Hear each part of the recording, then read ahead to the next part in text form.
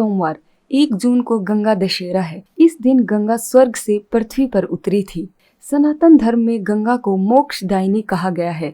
आज भी मृत्यु के बाद मनुष्य की अस्थियों को गंगा में प्रवाहित करना श्रेष्ठ माना जाता है। अस्थि विसर्जन के लिए हिंदू समाज में सबसे ज्यादा महत्व गंगा नदी का ही माना जाता है।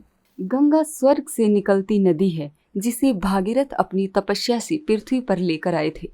गंगा भले ही जाकर समुद्र में मिल जाती है, लेकिन गंगा के पानी में बहाने वाले अस्थि से पितरों को सीधा स्वर्ग मिलता है। इसी सोच के साथ मृत देहों की अस्थियां गंगा में बहाई जाती हैं, जिससे मृत आत्मा को स्वर्ग की प्राप्ति हो। गंगा नदी के संबंध में महाभारत में एक कथा बताई गई है। इस कथा के अनुसार गंगा का विवाह महाराजा शांतनु से हुआ था। जानिए ये कथा। महाभारत के अनुसार राजा शांतनु को देवी नदी गंगा से प्रेम हो गया था। राजा ने गंगा से विवाह करने की इच्छा बताई तो गंगा ने शांतनु के सामने शर्त रखी कि उसे अपने अनुसार काम करने की पूरी स्वतंत्रता होनी चाहिए। जिस दिन शांतनु उन्हें किसी बात के लिए रोकेंगे, वह उन्हें छोड़कर चली जाएगी। शांतनु ने गंगा की ये शर्त मान ली और विवाह कर लिया। विवाह के बाद गंगा जब किसी संतान को जन्म देती, उसे तुरंत नदी में बहा देती।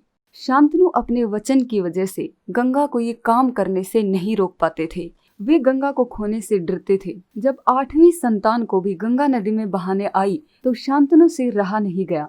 उन्होंने गंगा नदी को रोक कर पूछा कि वो अपनी संतानों को इस तरह नदी में क्यों बहा देती है। गंगा ने कहा कि राजन, आज आपने अपनी संतान के लिए मेरी शर्त तोड़ दी है। अब ये संतान ही आपके पास रहेगी। शांतनु ने अपनी संतान को बचा लिया, लेकिन उसे अच्छी शिक्षा के लिए कुछ सालों के लिए गंगा के साथ ही छोड़ दिया। उस लड़के का नाम रखा गया था देवव्रत। कुछ वर्षों बाद गंगा उसे लौटाने आई। तब तक वह एक महान योद्धा और धर्म ज्ञानी बन चुका था। पुत्र के लिए शांतनु ने गंगा जैसी देवी का त्याग स्वीकार किया। उसी पुत्र को शिक्षा के लिए कई साल अपने से दूर भी रखा। इसी देवव्रत ने शांतनु का विवाह सत्यवती से करवाने के लिए आजीवन अविवाहित रहने की भीषण प्रतिज्ञा की थी, जिसके बाद इसका नाम भीष्म पड़ा। भीष्म ने ही आखिरी तक अपने पिता के वंश की रक्षा की।